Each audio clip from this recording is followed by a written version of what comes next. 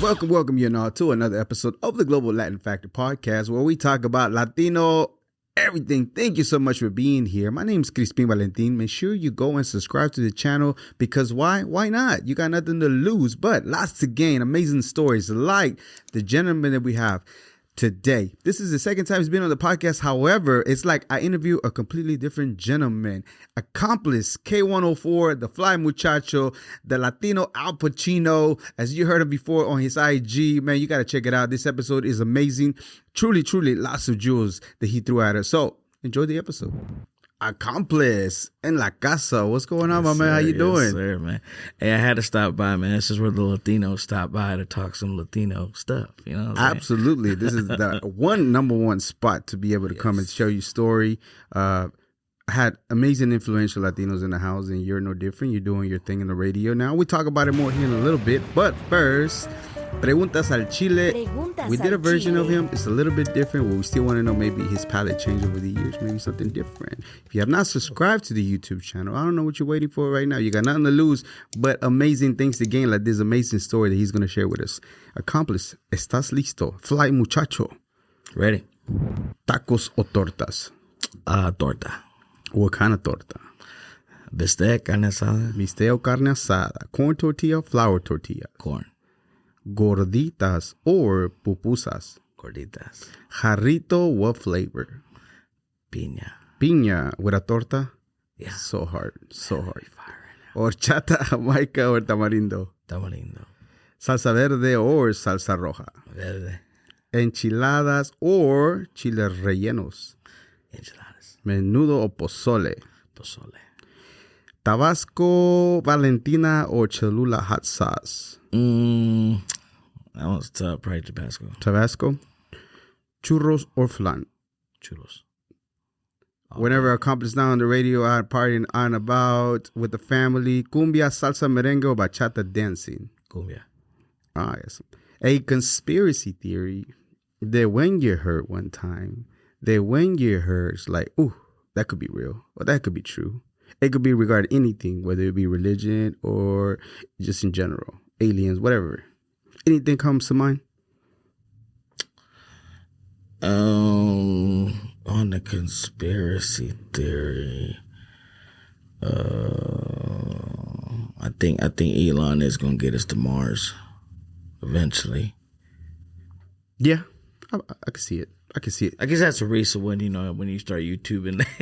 You know what's crazy though? Like to think about that.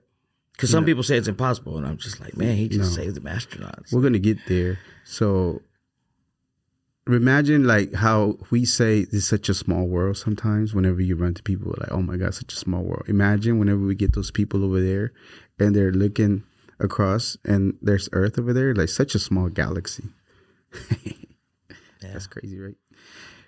All right, so I asked you this one before. However, since you've been on the radio, since one of the only Latinos doing it on the big station, when you hear the word Latino or Latina, what is the first, or Latinx, what is the first things that comes to mind for you? Culture. I think it's cool to stick out, and we definitely stick out. Your answer definitely changed from the last time. I think you said reggaeton, and it's definitely. You got a little bit more responsibility now. That's a good one. Yeah. Yeah, that's pretty cool. I think that comes to mind is culture, man, because when as soon as they mention Latino, I guess in my job where I'm at now, because I'm considered like scarcity, so it's like, but yeah, I guess it did change, man. It's crazy. Absolutely. Do you care if anybody calls you Latino? Do you rather be Mexican American? Do you care at all whatsoever if anybody says anything like that to you? No, I mean their preference. They gonna call you what they call you, but yeah, I'm cool with it. Yeah. All righty, let's go ahead and start with this. So I'm gonna go back because I watched our old interview just for some references and things that I had in mind, and now where you're at is totally not what you imagined. I remember in one of your interviews, you said that if it was like a coloring book or anything, that thing was like, that wasn't even on the box as far as you thinking to be on the radio. Now that you're in the radio, how does it feel looking back, growing up, and not even having that picture as to what you're doing now? It's just a proof of how God works. Like how if once you start finding your purpose or your calling and you start going to that, you just noticing doors keep opening to the right, and you're like, maybe I'm supposed to go right. And the fact that it led me here is like, oh, I've been talking ish my whole life. Who thought I'd make a career out of it, you know? So the fact that it led me here, it makes me more comfortable that I'm actually living my purpose, my calling, you know? Was there anybody in your family that you feel you got that way of you talking or the way you being expressive? Was it your mom that you felt like maybe without even realizing? My pops, man. Your pops? Yeah, pops crazy, bro. Yeah. Pops is crazy. Yeah, had to be my pops. Yeah, he's a hustler. He's just one of them dudes, man. Just knows how to get it and make a way. So yeah. I'd have to say him. My mom's more, shy, silent type, keeps to herself, but not pops crazy. That's cool. That's cool. It's always trips me out the way that the environment we grow around. Mm-hmm. Because I know that some of the things that you have mentioned, right? Growing up with just very little, poor, different things like that. Like the thing that tripped me out about the things that you were saying in one of the interviews were like the people that you looked up to was not the regular people that you would say, maybe the villains, right? Yeah, I always looked up to the bad guys. But you think they were bad guys? Or you think they were just grew in the wrong environment? They were trying to make something for themselves? I think society called them bad guys. Mm-hmm. You know, they were like, nah. Whenever they tell you to stay away from them type of people, that's whenever they go into the bad guy category. Right. Because it's like, they ain't going to say that about, if they tell you stay away from a preacher, there's something to it. You know what I'm saying? Maybe he's a bad guy, So that's where your mind goes to. So I just think I started looking up to him once you start realizing certain bad guys, in the streets because, they just look so happy, with the clothes or the fashion to the cars to the females they're with. And then you start realizing, man, if there's just bad guys, why they look so happy? Like, you know what I'm saying? Like, something's not adding up for the people that are telling you to stay away. So then you wonder, and curiosity, man, that'll get to you. And then if they embrace you and then you realize, and then they're like, oh man, what's up? You want some money or whatever it may be. And then you get intrigued and then you're like, whoa. I like the way you explained the fast lane part. Can you explain to me one more time how the money, fast life, that comes about really? Because it really comes faster instead of like, let's say a guy that works for almost a year to save for a car where you can literally get something for you, go put it out in the street or work in the corner before you know you got that car quicker. Well, let's put it like this. Mm-hmm. If you want to get somewhere and GPS tells you it's going to take you this long and somebody tells you, man, I know a shortcut, that's because there's traffic. You're going to gravitate towards the shortcut. Yeah. That's kind of how hustling is. You can go work 40 hours a week and make $400. Or you can get outside for a day and make that. Yeah, that's true. In 5 hours. And I also was thinking about the villain part because in the same interview, I believe you were talking about, some really good people that unfortunately certain situations they got into and now they're still good people. But just because of something that happened, a mistake, now they happen to, be in jail, whatever the case might be, right? Yeah, because I think a lot of people act off of their situation. So, say you're not accustomed to getting out of jail or making a mistake. Like me, I was incarcerated very young. So say had I got out and I didn't have no family to fall back on or anything like that, that's when your role models come in, whether it be your parents or whoever it is. Mm-hmm. Because if you come out and you ain't got nothing and then you're trying to start and then people don't want to give you a chance because they're like, oh, we don't hire felons, and then you end up at this low paying job. And, that's where that's where they say the system, kind of damns him where he can't succeed because now he's working for low wages, the only places that will take him. So then he gravitates to, robberies and stuff like that because he needs money, Isn't that crazy though? Because you pay your debt to society by doing time in jail because you did something wrong. Mm-hmm. And now you already paid your debt to society. But is it really ever paid? That's why it's good to sometimes help people because you don't know what they're going through. And sometimes you don't know how far that little bit of help can go. But if you really want to go out there and get it, I mean, they put it, just like if I wouldn't have been in my situation, I would have never been able to go to barber school. And because I was incarcerated, it got me a grant. that got me to. So there's ways if you want to do it. You know what I'm saying? But some people need that money ASAP, so they'll choose to go steal something, or that's why I say there's when you grow up a certain way, your definition of right and wrong is different. And I had to explain that to my kids, because I have to be like, ask your mom, because sometimes I still don't really know the difference between right or wrong. Like, I think if somebody does something to you, it is right to do something back. Mm-hmm. But in all the situations, yeah, but that's not always right. Because you could go to jail, or it could escalate into something else instead of just letting it go. Breathe. There could be tatty tellers. There could be tatty tales and telling you quickly, and not be street goods and like fist it out. Yeah. Like whatever may happen. You know what I'm saying? You got a slice of pizza and somebody steals your pizza, and you go to the restroom and you come back and you're like, should I fight this kid? Then you fight the kid, and then it leads up to somebody getting stabbed or somebody. It's just escalate when it could have died. It wasn't that serious. Correct. And me, I'm the wrong person to ask for advice, because my definition of right and wrong is different. I'd be like, psh, you better not let him take that. You better do something. You better do something about it. That's when it's like, let's think about it. Let's chill here for a second. Yeah. That's what I say by that. That's why I say there's a lot of people who are put in situations where they're like, man, they wouldn't normally do that, but they felt like they had to because they was back against the wall. So to me, whenever you talk like that, the word respect comes to mind, because Absolutely. There's a lot of that within the streets. Like, you have to be able to, or even in jail, because otherwise you'll be somebody's little B, and you don't want to be that.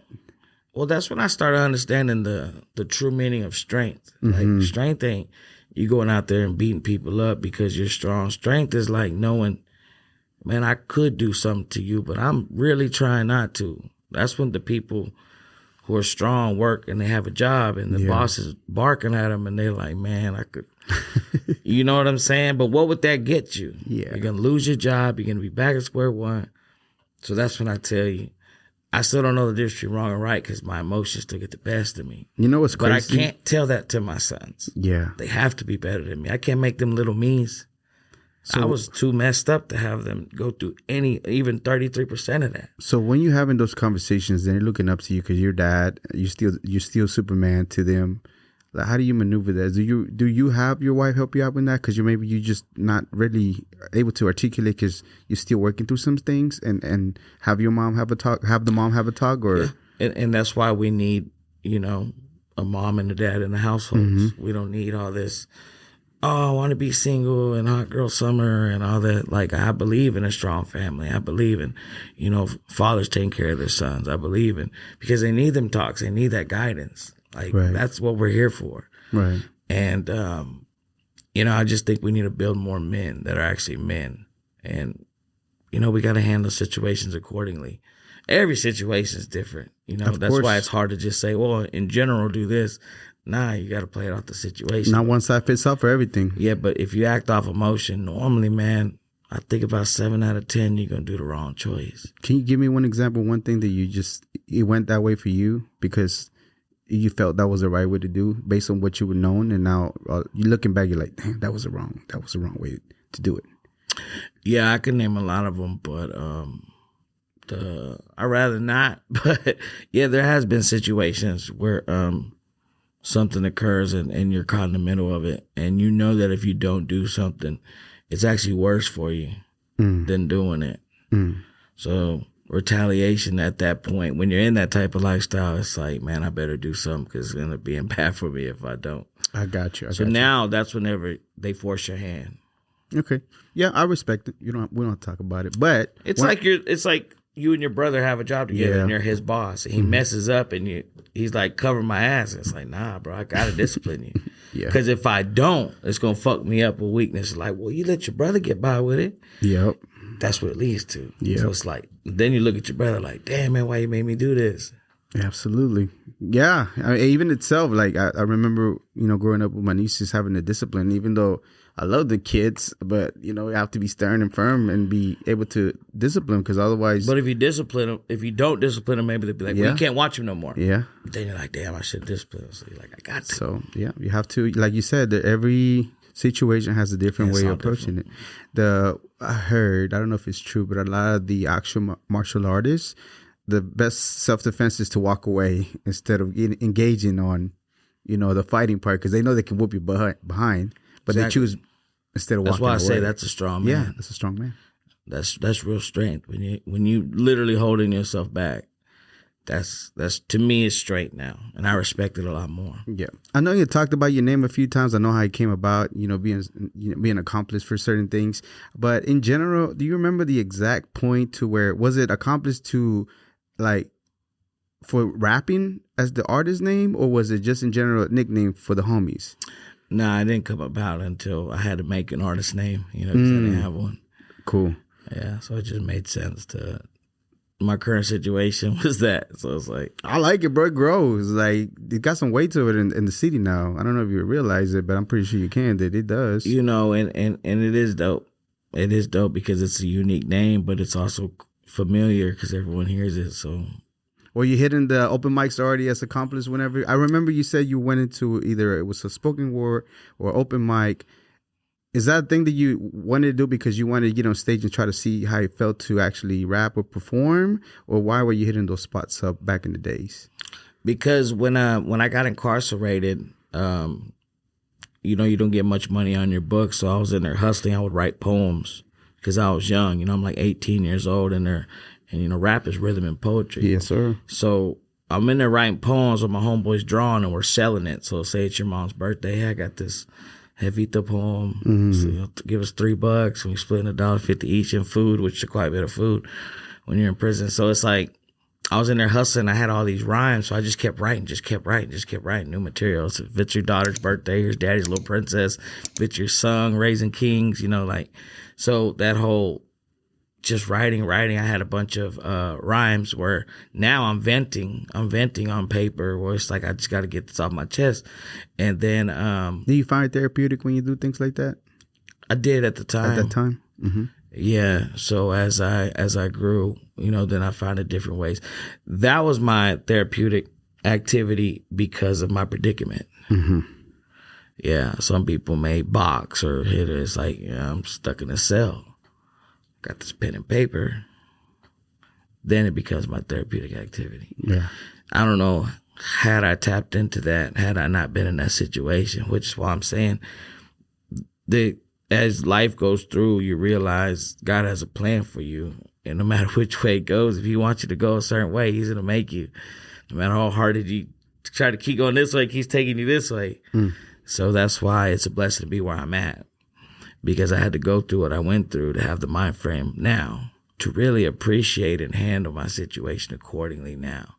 Yeah, we're gonna get to that the big station part. My mental capacity is because of what it's been through. Absolutely. So it's been building for you to be where you're at. Like, it's the preparation and the journey before you get to the destination at the moment where you're at in order to do the things that you needed to do. Because if it wasn't for that journey, you wouldn't be able to do the things you do now. But that's what made me hit the open mics, because I had all this stuff. I was like, man, I just want to try these on a mic with a beat.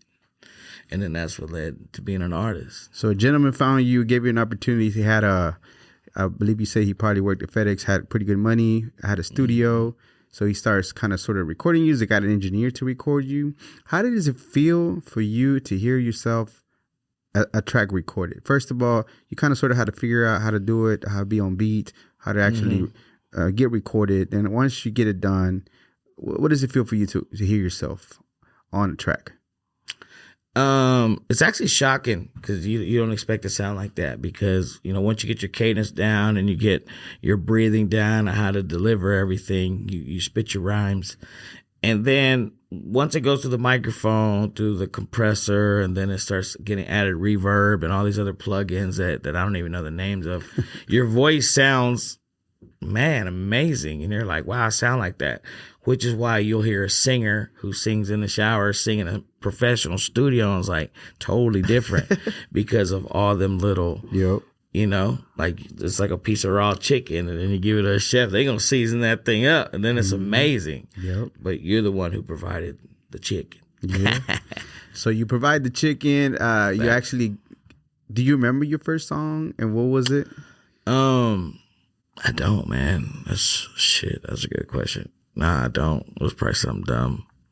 But At the time, it felt pretty cool though, right? To be able to hear yourself. hit. I was hit. I was a hit. Hit. Platinum. Put it on the radio. Ready to go. Let's go. Tours. All right. So you keep moving forward. I don't know if the situation with the gentleman, y'all keep working together, but eventually you started, because at that time, you thought that strength of numbers matter. And so you became with the homies, first, Money First ENT, which is, pretty much like a crew. And then it became like, a rapping thing. So is that what happened Once again, next? our situation, we needed an artist, Yeah. a label name. Yeah. So I was like, well, we already had this going on. Pretty much just the homies in the neighborhood became a label. That's pretty cool. Yeah, pretty much. I mean, a bunch of people I knew, we weren't all from the same neighborhood, but we all knew each other. So you can bring the mic to yourself, bro. So make sure you yeah. So you like, may be comfortable. Be comfortable. Oh yeah, for sure. Yeah, I kept leaning out, but yeah, that's pretty much what happened. That's pretty cool. And then you keep moving forward. Again, that chapter when it first ends, but you still got introduced to hosting. What I mean by hosting is being the MC in clubs and kind of doing a little bit of promotion with the clubs, right? So we talked about the last interview. A gentleman finds you at a car wash because you really can't maintain a job, but he sees that you got a mouthpiece and you might be able to work at the club. So they started using you for promotion and actually MCing. When was your first actual MCing club situation that you had? It was 2009, Club Malibu, Lower Greenville. Yeah. Yeah. Did you get the hang of it immediately as far as MCing and working the crowd? It was just happy to get on the mic and My yell. boy Robbie Rob threw me up there. Shout out him. But yeah, they were called G5 Promotions. I think I had to tone it down. I think I was too much for it, but Don't you get super excited because you get to talking? Because I'll feel the same way. Like, bro, just calm down. Yeah, exactly. So it was like I was doing too much. Yeah. And then, liquid courage, plays a part. So, but yeah, man, it was awesome to the fact that you get to pay to do that. And that's whenever I was like, you get paid to do this. So once you find out I can get paid to do it, I'm like, well, man, I'm going to do this at a top tier level. And then now people are just requesting my services and I'm charging them. And to the point I was able to quit all my other jobs. And that's what I did. Just MCing and promoting clubs. So you had that run for some time, still working on the crowd, being on the mic, kind of sort of finding your voice and how good it works for you. Then you get into the high roller situation. And of course, you and tell me, who won the battle whenever you called out? Oh, absolutely. You beat him? Yeah. By far or pretty close? Man, hands down. Hands down. Would he agree to that or disagree to that? He knows. All right. So, of course, y'all kind of in the music scene, so y'all kind of sort of around each other, right? Yeah. But then eventually y'all have a track, All I Blow Is Fuego, and that kind of is kind of a really good track. Y'all get a lot of traction from that, right? Yeah, it catapulted us because at that time, the popularity of the whole weed culture was really booming. Gotcha. In the underground market. And, us being Latinos, we just, opportunity meets preparation. So, opportunity came, we were prepared for it, we took advantage. So y'all started getting pretty high with that record. All I Blow Is Fuego, even the private jets, Pilot Says, y'all some high rollers. Before you know it, it becomes a high roller. Yeah, because it just used to be Accomplice and Wordline. And then when the private jet came, that's when we became high rollers. High rollers, yeah. And I seen Real Life Street Star interview a few times how everything that y'all have looks like you already made it. And you always said, we already made it. Like, you know what I mean? Coming from an outhouse to a little bitty town in Salina, not having a lot of money to flying a private jet. I mean, it's not like a Main Street artist, but comparison is like, dude, I already made it. I'm in a freaking private jet. Yeah, well, what happens is you gotta, it's to each his own. Yeah. Opinion, how do you label success? In me, it was never the popularity. Right. The fame, because there's a lot of famous people broke. Yeah, true that. Me, it was the capital, man.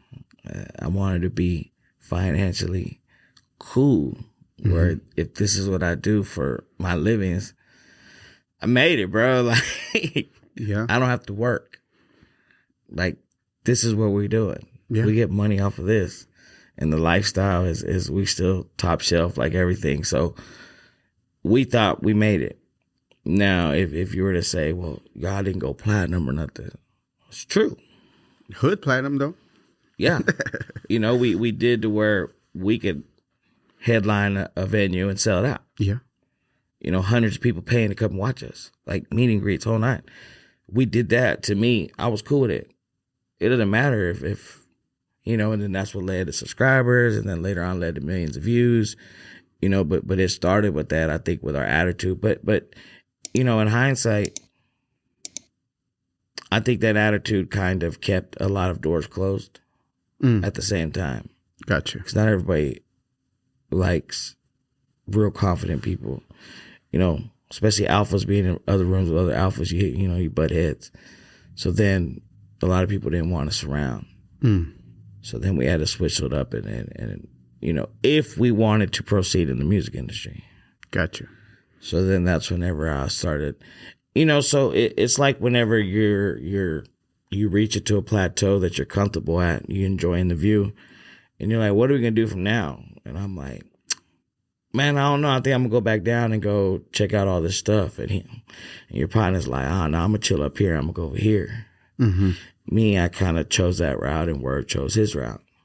And that's all it is I wanted to go do this and interact with more people when someone else kind of wants to go this way and interact with different people. Got you. But you knew it was coming because our interests are different. We're from different areas. We make music terrific together. But as far as our social, our social life, it ends up being different. And I think I mentioned it last time also. I know you said saying the end is really harsh because technically y'all still doing y'all thing in a separate way. Maybe not in the combination, but he's doing his thing, you're doing your thing. And it just continues in a different path. And I think people grow up eventually, and that's what happens, in general. Whenever you get older, wiser, and you all of a sudden, and people just sometimes are not in the same frequency. You have to do what you got to do for you because you have a family, you have a wife, 15 years, or going to 16 years celebrating. Exactly, so, Exactly. So different. But I do want to bring up something because you had brought it up in another interview that something happened in 2020 and the feds, and you're still dealing. I hope you're doing good with the PTSD because I know you say you were kind of sort of dealing with a little bit that the way they came in. But you beat those charges. Everything's already said and done. You're good to go. Yeah, right? I'm good. I'm off everything. Did that kind of sort of let you, in combination with your wife going to church, to be able to change the way that you saw life in general as far as what music was going to be for you and the things that you wanted to do as far as the path that you wanted to take? Oh, yeah, absolutely. Once again, this is me adapting to my situation. So I started realizing, you start prioritizing your priorities pretty much. Like, and what am I focused on? Because there's certain jobs that you have that come with a certain lifestyle. Like when I worked at the clubs, man, working there 5-6 nights a week, making good money, but your yesterdays affect your tomorrows. So if I'm drinking the next day, I'm hungover and I got to do something with my kids, it messes up my whole day from what I did last night. Right. And whenever I got incarcerated and got out, and now I realized, man, I have to pay these lawyers. I have to do all these restrictions. I have to get on papers and all this stuff that I had to do until the case was finalized because COVID had hit. So like the court system was like, shut down. We don't know what's going on. Like the 2020 was a very crazy year, not just for me, but for everybody, like the whole world. Right. When COVID hit, stuff was different. And I don't know what's going on. And the curiosity will make you go crazy because it's like, man, I don't know what I'm looking at. I don't know what's going on. Like it took me, I was sitting in there a few days before I was even realizing what my charges were. My wife was out of town. Like it was real crazy. So to come out and kind of like when you're in a situation and you're trying to get prepared for it, but you know what's about to come. Right. But I knew it was going to cost a lot of money and I knew it was going to cause me chilling out because I don't know if I'm going to be incarcerated in a year from now doing a bid. Mm-hmm. If I am, that makes you deal with this year that you have with your family different. Gotcha. So now you're like, shut everything down. I'm going to chill with my wife and kids every day. Mm-hmm. Why? Because I might have to sit down. I might have to be over here. Right. That's what So when you disconnect from everything else you got going on, people respect it. But you don't expect them to disconnect. They still go and do their thing. And that's what happened with us. So I'm like, okay, I'm going to prioritize family. I'm going to do this, like the music business at the bottom. But because of our popularity at that time, you know, we were able to ink a distribution deal and ink a bunch of stuff. But it wasn't, as far as the leg work, like going out promoting, doing shows, that wasn't really there anymore because I'm in a different headspace. I ain't trying to leave. I ain't trying to do nothing. I'm chilling. I'm trying to get away from everybody, you know? Yeah. And not just for myself, but for everybody. Because when shit's hot, it's like, yo, I'm cooling, bro. Like, I'm on fire right now. I'm cooling. Go do what you got to do. So then that's what the disconnect is, because now you just see one person. The other person you don't see at all. You don't see me until I start finally realizing, hey, you got court dates coming up. We're looking at this. Okay, now I feel more comfortable to where, you know what I'm saying? Okay, let me poke my head outside. What's been going on, y'all? I'm in the house, bro. Do you think something in your mind, because even as a young kid, when the first situation happened, to your name becoming Accomplice, to those times as well, your name being Accomplice, kind of without wanting to kind of live in that Accomplice, you know, per se thing, do you think there was something that you needed to work out to be able to be like, okay, my name is Accomplice, but it's just not me. I'm not going to be put in the situation that I'm an accomplice to anything. I'm just going to do what I got to do and just enjoy my family. Anything that you think that, like, kind of sort of like a cycle that you're working through at that time, or not necessarily? I mean, that's a good way to put it, but that sounds like a statement more than a question. Got you. But yeah, it's a good way to, that's exactly what it was. It was a circle. It's like, yo, guilty by association, which is another reason why I'm disconnected from everybody else. Because if I'm falling in a hole, I don't want to drag y'all with me. Gotcha. And they're like, nah, we trying to help you out the hole. I'm like, bro, I'm more likely to drag you down than you are to pick me up. Okay. So how about you just keep on going? I'm in some quicksand right here. It's going slow, but I'm going down, bro. Yes. And then you realize the quicksand's only this deep. And then your feet hit, and they're like, oh, bro, the quicksand, it dried up. You're good. How does it feel when you beat the case? When you're, because first of all, you were said in the interview that 20-something thousand disappear randomly, but you beat the case, and you were only given like a 4,000 compared to what was taken. How do you feel about, in general, just beating the case, and how do you feel about the money disappearing like that? Oh yeah, when they ran in my crib and they said they only found this amount, that.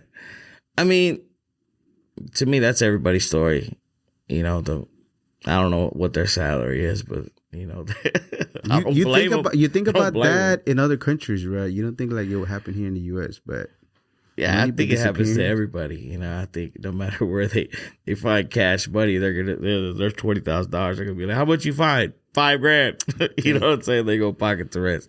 Yeah. You know, you can't knock them for that. Do I think it was unexpected? Nah, I didn't think it was gonna be that much. You know, I thought maybe they 50 cents on the dollar, you know, but 50 cents on the dollar. Because you know they give you it's like, you know, like, man, I got 20,000 in the safe, and then they raid your crib and they like, well, you getting all your stuff back because of the, you know, illegal search or seizure or whatever it may be. So then they give you a check. Here's your money back, and you're like, this is 4,000. Where's the other 16? They're like, that's all we found, bro. It's expected. It's like, yeah. Wow. How do you feel though when you knew you were good as far as those cases, and you were just not gonna have to serve time, sit down, or anything like that? How did it feel for you?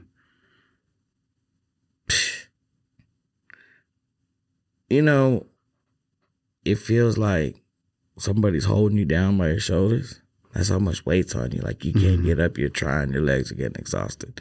You eventually gonna fall down. And then they just let up. And now you're like, oh, shit. I didn't realize how much that was keeping me from moving around, how good it felt to move around. So it's the best way to put it. It's a big weight off your shoulders, man, of something that's just been dragging you down. And then finally, there's nothing over your head no more. Like, you know, there's not all these, you know, you could go to prison. We got a court day. We got another court day. We got this. And, you know, I'm looking at felonies. So it's like, it's crazy. But to be where I'm at, once again, blessed, bro. Awesome. Now, during that time is when the KNON opportunity came to be. So somebody was looking after you because they were having a push on you because they seen you before, worked with them together in the clubs and stuff like that. They know about you. They know about the game. They give you an opportunity to be a KNON now for some time. What was the final count as far as the number one times that you were for that show? Do you remember? 2 years. 2 years, the whole time. Number one. Amazing. Bro. Oh, I don't know about number one. But you were number one for a certain amount consecutive of weeks for a while. Yes. Do you remember what the final count was for those days? I don't. If you ask me opinion, I'm gonna say every day. You know what I'm saying? Whole time. The whole time. It was a new platform. The app was fairly new, and it was even called KNON Now. It was something new. So when you got like 30-something shows, and then you find out your show is the one doing the best. Yeah. It's like, wow, I want to lose this spot. Let's keep going hard. But I had a great team. Everybody on the team, shout out them. And I think I do. To me, it wasn't that hard to entertain for a couple hours. Yeah. And jam out. When you're a natural entertainer, when you Plus, had good training from your pops and it just goes down the line, all of a sudden it just becomes internet radio. You have a lot more freedom, and it was super awesome. It's not like FM radio, with the it's just more radio etiquette and just more technicalities and certain situations you gotta stay away from, boundaries. But so for you, it's like literally training on the job, leading you up to being on FM, and you actually got to be on FM for a little bit in KNON. Yeah, 4 weeks. But then something happened. What happened? April 21st, 2024, you make a video announcing something that happened to you. And that's actually a week from now. Yes, sir. The anniversary is next week. By the way, very proud of you. I know we don't know each other like that. Congratulations, because at that time we were not even thinking about that at the time. I know at that time you said you were going to be an FM, and you met that goal with KNON, and then all of a sudden you get the news of what? K104, man. Fourth largest radio station in America. I like the way you put it as far as when you're telling it, of all the people that are there and all the names that have a lot of weight. Can you tell me that? Yeah. To be in this position, bro, like it's like, wow, I'm on K104. And not to like, I ain't got to step on nothing to seem bigger. So like, I'm not discrediting any other stations or talking down on them. But I'm just going to tell you the truth of my situation. Like when I look at the schedule of work days, and on that schedule it says DD in the morning, Little D, Bay, Cat Daddy, Mr. Hit That, and then me. So it's like I'm on a schedule with like legends, the icons. Like these are people very impactful at their job, do it to the highest of the level. Like DD in the morning, over 4 million listeners every day, like 90 cities syndicated. She is the voice of women's radio. And for her to be the head, of her show, Jay Cruz is on there, another legend out here.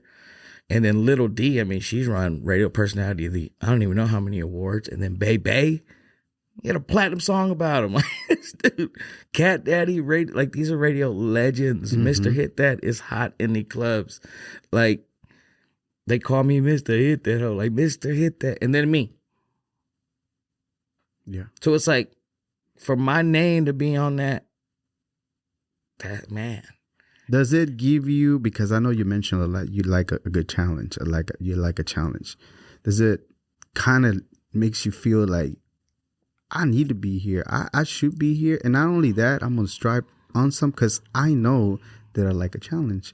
And all those things are amazing and everything, but I'm still going to be who I am and continue to go as hard as possible because I like a challenge. And I know that I should be within those names. I mean, I think I should feel like that due to all the work that I put in. But the work that I've put in, I can only talk about it because I know it. I don't know what work they've put in because I know their names hold a lot. They're impactful names. And you got to think, me being on that list, they're like, well, Accomplice is dope. But then you get the for Latino, you know what I'm saying? Then you get that. It's like, oh, he's good for Latino. Well, I'm with people who hold weight for them in their whole top, like their top tiers of the level. Right. For any race, any genre, like these people. So for me to be a Mexican and be on K104, like I have to rep the culture. Like I got to show them, if they ever look at me, like, our music and our instruments and the way we Right. season our food and our activities, socially, like I have to embrace that and show that. And I'm honored and I'm proud to do it and to be the one to do it, because I think it's super dope, because my journey is a little bit different. Like I didn't go to broadcasting school. I didn't go to college, that type of stuff. When other people, that is what they did to get their job. Mine is just a very unique situation. You went to a hustle university. You went to the Yeah, you know streets. what I'm saying? So I can't tell people who go that way. Yeah. The real way that you do it, and that is very hard. And K104 is like, that is where you're trying to get. So how did that situation come up? I kind of know a little bit of it. Jay Cruz kind of sort of put some people, your name on their radar to check you out. And then you had to deliver the day they were checking you out, and you did exactly that. Yeah, I mean, Jay Cruz, it's all about who you know when you get in the industry. How long you been knowing them for, though, too, though? Yes. Because you've been knowing them for some years. Yes, and we worked together for so long and did so many things. And, working with Jay Cruz in promotions and events and the whole nine, and then building a relationship with him. When I went to community radio over there at KNON, he embraced me and gave me pointers. And then when it came to, we need, somebody impactful in Hispanic culture to represent K104, like we need the right person from Dallas. For my name to be mentioned, well, among others, everybody had a Mexican friend that would have loved to do it. Yeah. But for my name to be Jay Cruz's, hey, you got to check him out. Like, I can invite you to the gym and say, my friend's a good basketball player, but you still got to perform. So the fact that I was able to perform means I earned my spot. Mm-hmm. Because, yeah, he got me to the gym, but I still had to ball out. And I was just so honored that, they picked me. And they actually hired some other people that were Hispanic as well at that time. I don't know if you knew that. But I'm the only one still on the station. All I know is who's still in the station right now. I'm just saying. No disrespect to him. I'm pretty sure. Yeah, too. me neither. I'm just saying. I just don't know. I just know that you're still there. Yeah, continue to and do me it. neither. And the fact that I started out, working 1 day a week, then 2 days a week, to now being on 5 days a week and being ready. It's like, having your own show. It's man. Yeah. Who'd have thought? And to be here, it's all praise to God, man. That's how, like I said, I feel like I'm living my calling, like my purpose, because all roads led me here. Now, what I do with it, that's on me. Yeah. And I think me having this platform, it's only right because I understand a rapper. Yeah. I don't know if everybody else could. I know I can. I can't speak for them. But I know I can. I understand the artist. I understand the prep and all the work that it takes, which is why I know how to treat them. I can get them platform, I can get them situations. And I do. Now I'm in rooms where I can actually bless somebody. So if I see them putting in the work, I could be like, hey, we should check out this artist. We should put this artist on air. We should try it. Now I'm in the rooms. What got me there was everything that I went through before. So the fact that I'm here now is kind of like, man, I have this platform. What am I going to do with it? Because I earned it. I don't owe nobody nothing. I could be the asshole that don't show nobody love. I could be that. And who's to say I can't? But why do you want to, though? Why? Exactly. I want to bless people. I want to help people. I think I got here because my calling was to, hey, bro, the view up here is crazy, man. Hey, who's out there working? Who's out there getting a? Oh, you. I'm going to invite you to the gym. Come ball out. And you give somebody an opportunity. That's why I still keep my ear to the streets. I still listen to young artists. I'm still out here outside because I'm passionate about it. So now that I really enjoy the job that I'm doing, I'm still getting paid for it. I'm out the clubs now, though. So the club just came with a lifestyle that me being married with children, I'm past. Gotcha. Like, I've partied enough for 4 lifetimes. You know what I'm saying? Working Absolutely. 5 nights a week. Like, I don't drink no more. I ain't been drunk in a year and a half. Like, I think now my headspace is at, God put it where I could be here, and me being on this platform, I think I should. It's only right that I do bless people and try to put people in situations that could benefit, even change their lives. Where does the desire to help out people come from? Because one thing is wanting to do it and be able to bless them, but having the wanting to do it, where does it come from? What did you see? What did you experience that want you morality, bro? Like if you don't have no morals, if you don't stand on nothing, you'll fall for anything.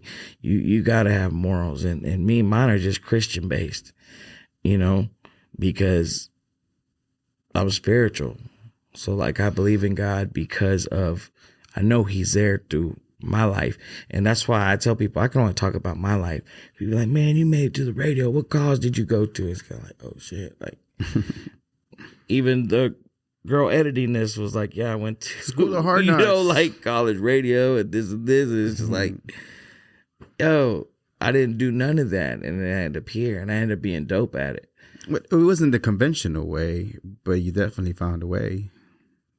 So yeah, it's still a way. But people, yes, they don't want to do the college part. And that's what I'm trying to tell people. I'm like, bro, if you're passionate about it and you want to do this, you want to be in the music industry, you want to be on radio, you want to love what you're doing and get paid to do it, you can, but you got to put in the work. Yeah. And don't think because you didn't go to college, you didn't graduate, you didn't do all this other stuff that it's still out the box. It wasn't even in your box at one time. Wasn't even in my box. And now it is. But maybe somebody finds out that's what they want to do, because you got to pay attention to the signs. And the signs kept leading me this way. Like even whenever I was an artist, I was always still tied into events, still doing club hosting, still like, because I was passionate about it. And even the club hostings, I would still be able to, that led me to DJing, and that led me to playing artists still, seeing what the people thought about it. And, I enjoy it. And being from that field, and, it's like, man, I used to play that game. So you respect people who play it at a top-notch level, because you know how hard it is to do. Knowing a lot of great DJs, they like vinyl DJs, freaking CD DJs, to whenever people call you DJ, because I know you know how to do it. For example, I know how to DJ too, but because of the respect of all the DJ homies that I know, I don't like them to call me DJ. Yeah, me neither. Like, you know what I mean? I push buttons, bro. Hey, I push buttons. I get people dancing, I entertain people. I bought the equipment where it DJs for me and it'll blend the song and everything, but I invest in the equipment. You know what I'm saying? Yeah. But I do understand now. There's people, woo, man. Like, some of the top ones too. Probably even some animals out there DJ better than me. I've seen some dogs and cats chopping it up. Before I get to the next question, I thought about it when I was making my way over here, because you're more spiritual. You started a spiritual journey. Your life changed, and it's been that. Even your rapping is reflecting that currently. Yes. You're doing more Christian rapping. You would say Christian or more religious rapping? What would you call it? That's a good one, man, because I'm not used to the genres on this side, but I guess Christian music, Christian hip hop, I guess a good way to describe it. Okay. Do you ever feel any type, because again, your life's changing, the club wasn't part of the lifestyle that you're living nowadays. Do you ever feel any kind of like contradiction because the music that gets played on that big station, which again, to each their own, however you want to play it, it's still a job. The hottest, it's part of your job to know. But some of this music doesn't have conscious or doesn't have the best message out. Do you ever get conflicted at all for yourself? Absolutely. But I know this ain't my end game right here. Gotcha. I think that this is going to lead to another situation that will put me in that. But the K104 stamp, having that stamp, I think God's going to prepare me for whatever's next. And who knows, maybe I end up having my own show, and maybe I'm on Christian radio, or maybe it's something else, because now that I'm tapping into that and learning more about it, I'm enjoying it. Right. So you have been exploring that side as well, as far as like opportunities for your music to get played and different things like that. Yeah, because the more spiritual you get into, the more, and it's just like, you work at, like working at K104, and I listen to hip hop all day. I enjoy hip hop, but it's just one of the genres I enjoy. When I get in my car, I'll be jamming rock and roll. Awesome. So it's like, because I enjoy good music, period. Yeah, of course. So whenever I get into the praise music, I start noticing, hey man, there's some dope Christian rappers. I'm barely getting on to them. So then I was like, man, I can make music like this. So then I did, and then I started getting the feedback. So now I'm starting to play with that more. And then I'm like, me, I pray a lot and talk to God when for whenever he does answer, I try to pay attention to the signs. But I think what I'm getting is that I think I will be led to that eventually once I maybe gain an audience. I'm not sure what the plan is for me. I never understand, but I trust God's timing that where I'm at is where I need to be right now for the next step. Awesome. Since you still are in the space of hip hop and everything, as far as let's go the state of hip hop in Dallas right now. Who are you tapped in? Who's the hottest right now? For your opinion, the things that you hear, things that you see that they're doing the best. Let's say maybe rappers that people might not even be tapped into for the Dallas scene. Who would it be? It doesn't have to be Latino on this one. We'll get to the Latino here in a second. Who do you like? Man, there's a lot, man. Now it feels like they're all becoming popular. Like, I don't know if you know this, but I booked Big X to plug very early. Very early. In his career, yeah, like years ago. And I had made a post on Facebook saying, I think this dude's going to be the next one out of Dallas. Bruh, that year. Post that Malone, I did his first show in 2015 with Brick Mason and Ashland. So that's another one. I made a Facebook post. I said, I think he's going to be the biggest white boy out of Dallas. Got a good track record going. Yeah, it's like I've hit a few of them. So for right now, as far as the one, I knew I had a feeling Montana 700 was going to go because I had seen him with Hit That at Trees very early stages. I was hosting a show with Dave East and they had opened up and I had seen Trap Boy. I already had a relationship with a few of them from seeing them out. Little Ronnie was there. And when I see Montana 700, I was like, wow, because the way he carried himself and the way he was very professional. And sometimes when you're underground, first impression is a lot. So I was like, man, them dudes are gonna be dope. And Montana 700 and Zillion are dope. And now look what they're at now. Like they're big. He just got signed by Yo Gotti and he's on fire. But I like OC Chris, bro. Got you. OC Chris. 17-year-old kid out of Oak Cliff. I just had a conversation with him earlier because he's going to be my special guest at my event next week with Cap G. But 17-year-old kid, he's out of Oak Cliff. His name's OC Chris. He's on fire right now, bro. Latino? Yes. Okay. What has been the common thing that you have seen in all these other people that you make posts that kind of sort of like it's almost the same thing? You kind of see it. Is it the demeanor? Is it the way they carry themselves? Like you said, something in particular that stands out, the way they carry themselves? Or is it the way that they talk? Anything that stands out for you?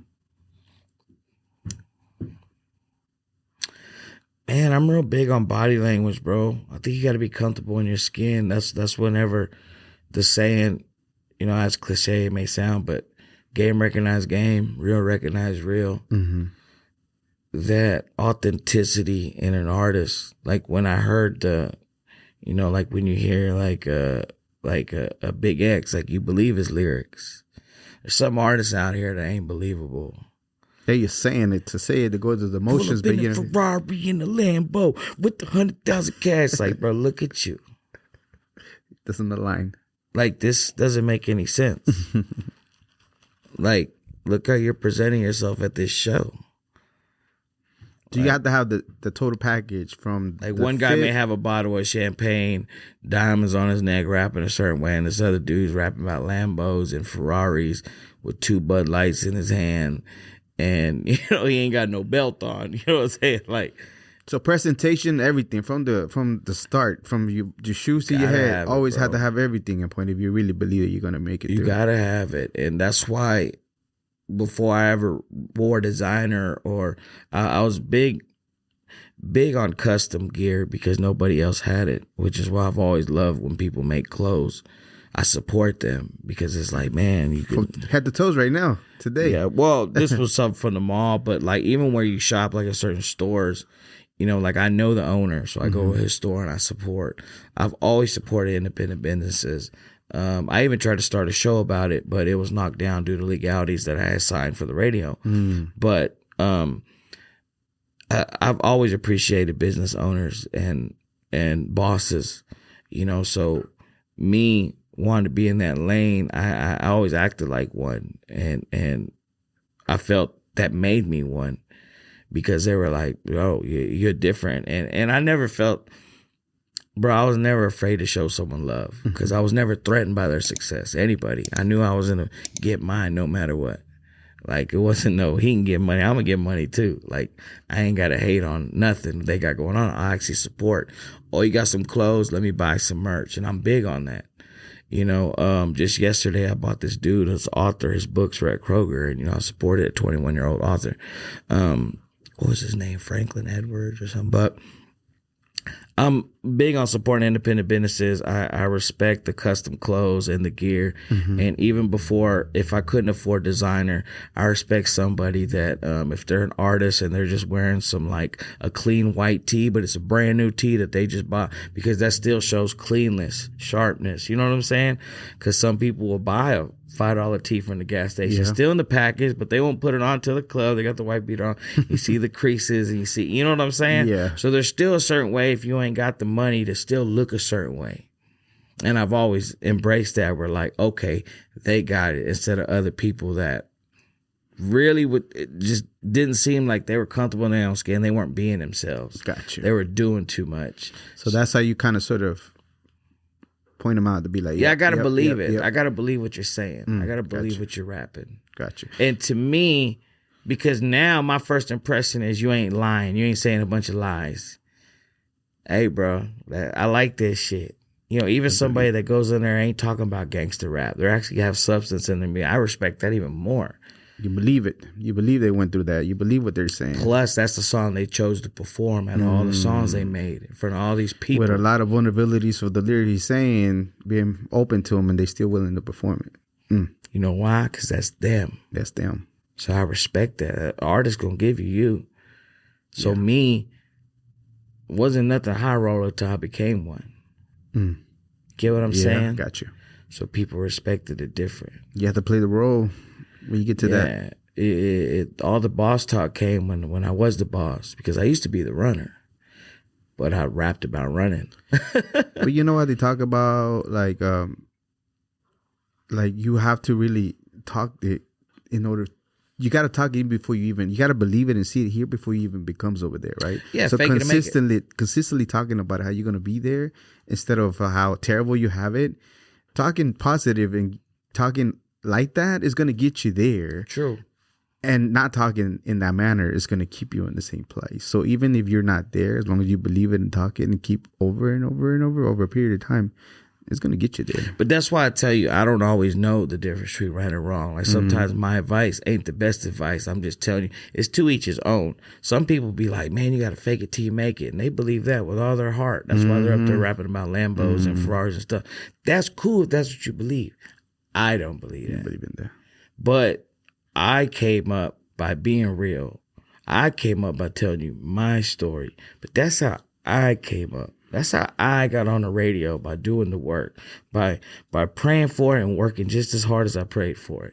That's how I came up. But not saying it's going to work for you, and not saying that the way you're doing it is wrong. I'm just saying how I did it. And I thought, I ain't going to lie to these people. If I'm broke, I'm going to say I'm broke, but I have dreams of getting rich. If I'm not going to, rap about. So that's just not me, though. Gotcha. But other people do that. Like you said, they do picture manifestation and stuff. Yeah, the manifested part is what I was talking about. I didn't grow up on manifestation, like you talk it into existence. I ain't grow up on that. I think it's more repetition over time will get you there more, believing that and fortifying your belief that you're going to make it, instead of talking down on yourself and still ending up not making it because you're still reinforcing that with those negative thoughts and negative talk. See what I mean? Yeah, but, in my eyes, what you're saying is just pretty much common sense. Like, yeah, bro, you got to stay positive. You got to look for the good in the situation. You've been very surprised how many people don't find common sense in that. You know what I mean? Yeah, but some people overdo it. Yeah. It's like, bro, look where you're at. Look what you're talking about. How about you just do 5 steps ahead instead of 100? You know what I'm saying? Got you. Let's not overreach over here, buddy. Still within your environment, but be realistic of the. Yeah, same concept. Just don't make such a big gap. Don't be in a Lambo already yet, bro. You know what I'm saying? Like, you ain't got to be the big gap. If you don't be in the Lambo, if you rolling them. But again, to each his own. That's my opinion. Got you. I don't know the difference between wrong or right. I give a lot of horrible advice, but it makes sense. I mean, it's like you can talk. And one time I thought about people. I don't know, for whatever reason, people ask me my opinion on certain things. And then one time it dawned on me that like there's a lot of responsibility for me opening my mouth to give them advice, because that might be life changing for them to do certain things. So unless people come to me and they ask me, I'm willing. But I know it comes with responsibility of me opening my mouth to tell you something, because that might make you do something and live that way, you know? So I have to be very, very conscious of who I tell something and the responsibility that I'm saying it with, because I don't know what's going to do to your life. And that's what I started realizing once I started realizing who I was. Mm-hmm. So that was me discovering my calling and my purpose, because I was like, man, I got to be careful with my words. Mm-hmm. I'm actually getting paid for my words. I'm actually getting broadcast to 100,000 people because of my words. I can actually sway their opinion. Gotcha. If they weren't thinking, like, because some people are open-minded. They'd be like, oh, I never looked at her like that. I just swayed your opinion, and me, I'm just being goofy. Maybe I had an ulterior motive. You know what I'm saying? Yeah. Where it was like, oh, I just want you to buy this product. So I talked a bunch of shit about, you know what I'm saying? Gotcha. So it's like, man, I swayed you. I did it for the wrong reason, to boost my pockets. Like, actually, they are a lot, you know what I'm saying? Yeah. When it comes to product-wise. But I've had a conversation, and it's super dope. He's probably one of the best videographers. I mean, K-Pack Films, I love him. I've had super talks where he's like, bro, it's because you told me this, why I did this. And I'd be like, I don't remember what I said. Prophecy Films, a big producer in the region, like millions of views. Another guy was like, bro, it was that speech you gave me when you told me how you going to get 100% if you ain't giving 100%. And I quit my job the next day and started filming. And I was like, damn. And I don't remember what I said either. But that man quit his job. But what I'm saying is, sometimes people, you can say something. That's what I started realizing, man, if my words are that impactful, I need to start. So what I do, I start finding literature. Hey, guy, what are you trying to tell me? I need to focus on my words, because you can either build someone up or you can tear them down. Yep. So I started saying, okay, I got this book called Power of Words. And I realized when they found the Grand Canyon, you know, the Grand Canyon, the dude found it, was like, yo, there's this dope ass hole over here. They're like, what? And he's like, yeah, I went hiking and I found it. I need to tell people about it. Maybe I could be their tour guide or something. They're like, so what are you going to do? He's like, I'm about to put up a bunch of papers. And he put the big hole on the papers and tried to tell people, yo, you need to go see the big hole. People are like, psh, the fuck? And then he got with a girl who became his wife, who was like, it's because you're calling it the big hole. Call it the Grand Canyon. Grand Canyon. And people will come and see it. The Grand Canyon. Same place. Same thing he's been telling everybody about. Now it's worth something because he changed the words. Yeah, true that. I started realizing the power of words. I read the book and I was like, wow, I need to really embrace what I say when people say to me. So then I started being like, okay, let me see. So then you start interacting with people. So now when you're that impactful in people's lives, or somebody be like, man, what is he going to say? I may take this, like you said, to use this. Now I started realizing that's where I'm at. That's how I'm going to bless people. Yeah. But I have to take my own advice. Step one. Once I start taking my own advice and realize how shitty it was, I really started picking the advice I started giving out. Yeah. So I was like, that was horrible advice. Yeah. Because I used to tell people to crash out. Man, old bro owes me money, man. What should I do? Psh, tell you what you shouldn't do. Sit here and tell me about it. You better go handle that shit. You better go take care of it. And then they end up in jail for shooting up. You know what I'm saying? So it's like, yo, I need to, I don't know what I was thinking, just because I was mad at the time. How do you feel whenever you felt the power of words, and then look back in your life and to be like, man, this is why this happened, or this is why that, or this is that? I mean, in hindsight, I had more strength to control myself, for myself, emotion wise. A bunch of decisions wouldn't have been made off of, just impulse. But, I think the fact that I'm not dead or in prison right now, and I'm in a great place, it was God's plan to be like, when you pray for strength or you pray for patience, God ain't going to make you a fuzzy feeling, and you're patient. You're strong now. It's going to give you the lessons. He's going to put you in a situation for you to be patient, you to be strong. Mm-hmm. I got out of my situation and my lifestyle because I quit cold turkey, quit working all the clubs at once, quit everything, quit drinking, quit everything all one day because I had a dream. And in that dream, God told me what I needed to do. Now, it's like me giving you information. I can write down the winning lotto numbers right now and give it to you on paper and say, hey, go buy a ticket. You're going to win some money. I did my job. But if I never play. If you never play. I never win. So I took what I felt was God was telling me, and said, you know what? I got to take a leap of faith. I'm going to quit every job. I'm going to see what he has in store for me. And I think by me doing that showed strength, showed trusting, a leap of faith, saying God's got me. Led me to K104, led me to being where I'm at, led me to be at home, my family, and still have a job I'm passionate about. Yeah. And put me on a platform where hopefully I could pull some people up. Because it's a crazy view up here, and I do want people to realize if you work hard and you stay dedicated, but maybe the music you're doing ain't what you need to be doing. Maybe I can get a talented artist. Maybe bring him to enlightenment of spirituality and reading the Bible, whatever.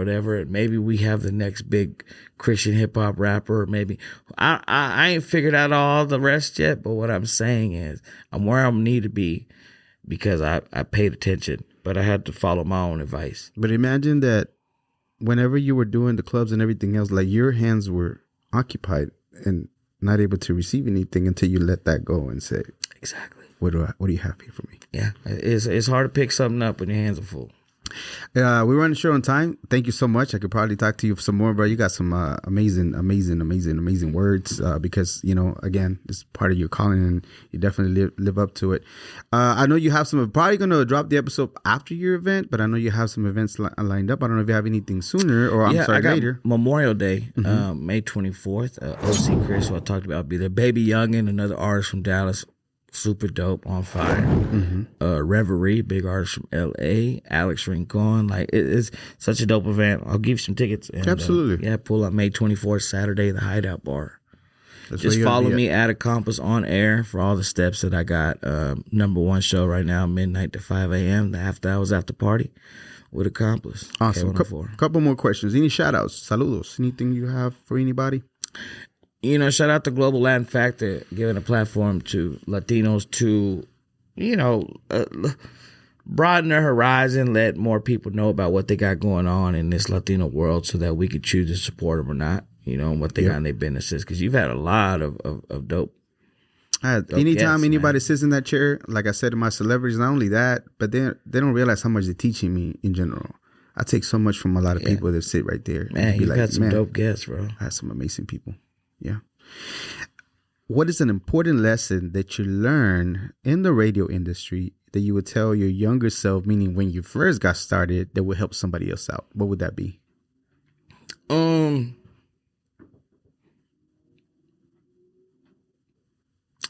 Get to the point. When you talk, make sure that there's a point. Don't just be out there rambling saying nothing.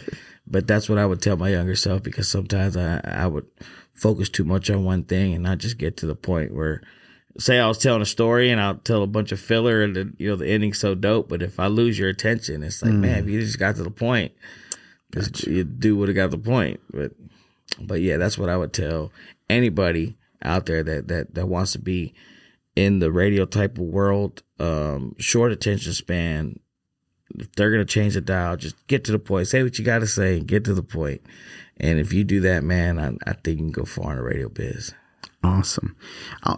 This is question just personally me. You can entertain it or not. It's up to you. And just because you're in the hip hop station in the Dallas area and we got some news with Yellow BZ and Mo3, any thoughts on that at all whatsoever? It's just like, it is what it is. I mean, it's just kind of crazy that all this resurfaced. I mean, that was 5 years ago, 2020? 2020. It's kind of like, wow, why ain't y'all wrestled a long time ago? Like, I don't know if somebody just started talking or what. So then you question how much, validity's in what he's saying. Like, why hadn't he been said that?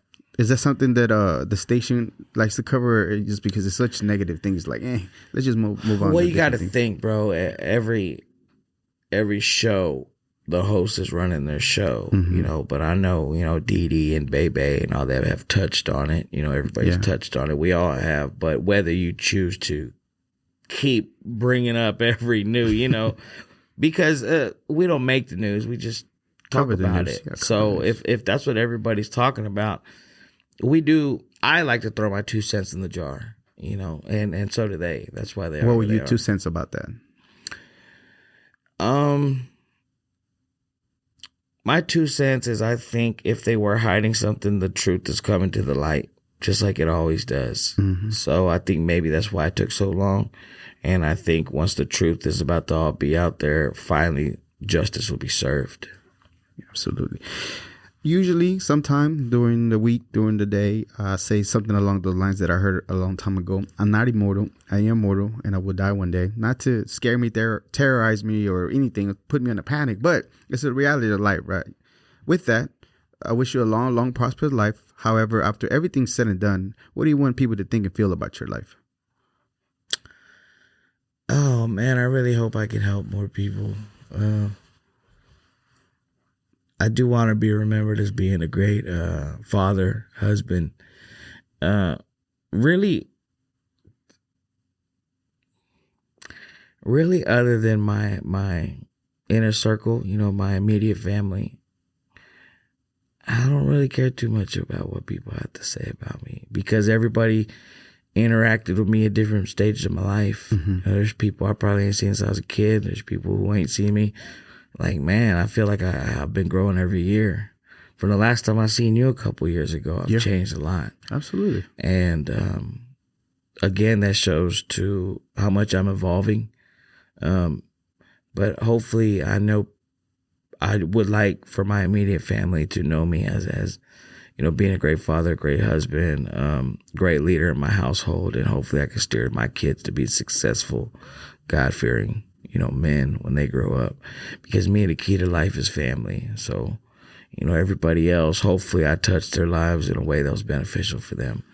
But if I didn't, my bad, you know what I'm saying? But to be remembered, man, everybody's going to have a different memory of you. Yeah. Because growing up in the streets, we have enemies too, But hopefully the majority is I impacted their life and beneficially. I was able to elevate them some way, somehow, because I think that's what we're here for, bro. Blessings got to flow through us on the others. Yeah. Before I let you go, my last statement is that this is like the second time you bring in family and being a good father. I know it's like on the obvious, right, for you to be a better father, but why does it feel like it's such an important thing for you to be able to be the best father you can be? Man, because since they were born, that's why I changed my life. Because I was like, everything they're going to know in this world is on me. When you read the Bible, a man is the head of his household. You form a covenant with your wife and your family. So when you're a leader and you're the leader of your household, you really hope that everybody under you is happy and they grow to be successful for what you led them into. My wife's ride or die. She's going to follow me no matter what, right or wrong. So I try not to lead them into the fire, I want to lead them in prosperity, but I can only do that by me being open-minded and me learning still. Because once I close my mind off, then what I have to teach them is going to have a cap. And it's like, I can't teach you no more, son. Good luck. You know what I'm saying? Right. But because I'm in charge of their life, of where they live, what they eat, what they do, everything, I'm their role model. I want to give them something to be proud of. Gotcha. So they're like, Pops, I do this because my dad told me to. That goes back to, why I do things, because of my morality. Like, you do it because it's a good thing to do. And that's when your morals and your values come in, because when my sons see that, maybe it'll inspire them to do the same thing. And then now it's traditional. Yeah. Like us Rodriguez, man, we don't do that. We do this. So now it's tradition. Awesome. Just like, meeting for holidays and stuff like yeah, that. Yeah. And whatever tradition you staple. Like, no, on Thanksgiving, we always eat at 6 o'clock. It's tradition. Mm-hmm. I want to make good ones. Awesome. I love it, bro. Appreciate you so much. I don't doubt that, they definitely, when they look at your direction, you definitely, something that they see, right? Yeah, I'm not talking for your kids, but I think that you are giving them amazing example to look at, I've known you forever and a day, and like, for people, sometimes you feel like the person you met is like, that stays in your mind, and that's like the first impression type of thing, and that's who it's going to be, right? But after you mature, you realize that person has a right to grow, has a right to mature, has a right to continue heading that right way. That person, that an up and coming artist, can become a personality and have the #1 show and be Mexican American and still do his thing, without even the first impression that I ever had about you as far as meeting you to where you at now. Without a doubt. I mean, Anna, you're right. Within the 2 years almost that we had our interview to this day, I still see you, being positive and continue to be open-minded and growing and pushing our culture, our Latino culture, bringing in, we didn't touch too much about it, but there's, you still putting in names as far as the ones that are up and coming artists. They're Latinos, they're Mexicanos, and you giving them a platform to be able to, like you said, I'm over here, let's see who I can bring up, as long as you put in the work.